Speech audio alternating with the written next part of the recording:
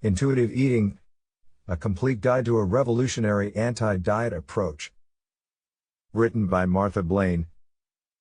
Narrated by John Adderson. Introduction. It is safe to say that you know about the idea of intuitive eating. It's a way to deal with smart dieting that is something contrary to abstaining from excessive food intake.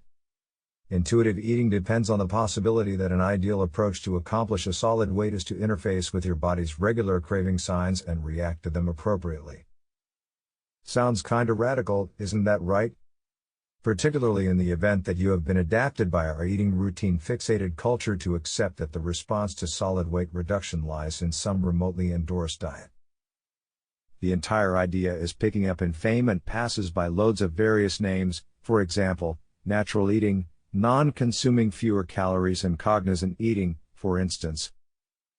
At the point when I previously read Intuitive Eating by Evelyn Tribole, I could hardly imagine how it was conceivable to believe my body and was persuaded I would increase 100 pounds on the off chance that I attempted it. So, all things considered, I kept perusing diet books and hopping from program to program, accepting that the solution to my weight issues lived outside myself. History. The term natural eating was established in 1995 by two registered dietitians by the name Evelyn Tribole and Elise Resch. These two dietitians made a structure including 10 standards for rehearsing instinctive eating.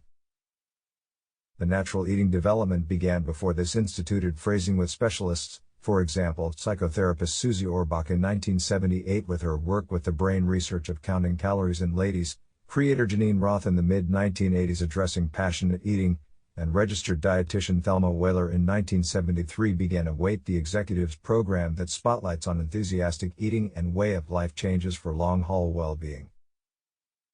With a history going back as right on time as the 1970s, why has it taken such a long time for us as a general public to observe this style of living and eating? Diet culture, cultural weights, media presentation, self-perception, diet plans, and more have a great deal to do with this. A few catchphrases or expressions you may experience when becoming familiar with instinctive eating or specialists of this way of thinking are words, for example, instinct, natural eating mentor, hostile to consume fewer calories, against diet culture, against diet dietitian, pace, health at every size, and the sky is the limit from there. For this article, we're investigating natural eating and the rules that make this idea up. What is intuition? What is instinct? And what does it have to do with your propensities around well-being and nourishment? A great deal with regards to the natural eating structure, and when all is said and done, carrying on with a life that is progressively mindful and associated with your body, mind-body. Instinct is a center knowing, and it's an association in mindfulness. You can't outthink your instinct since instinct isn't thought-based, it's inclination-based. When you want to clarify your instinct, it's not your instinct.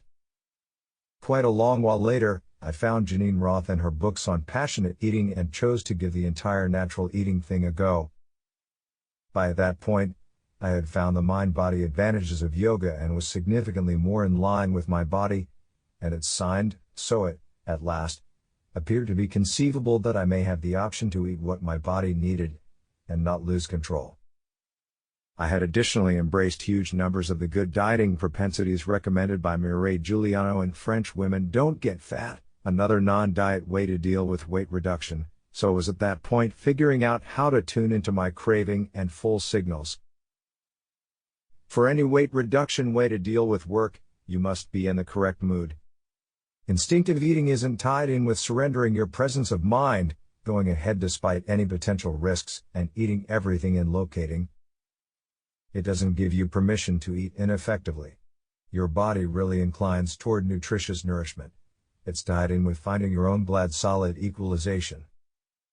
It's a methodology that supports being in line with your yearning, reasonable eating, and permitting your body infrequent guilty pleasures without blame.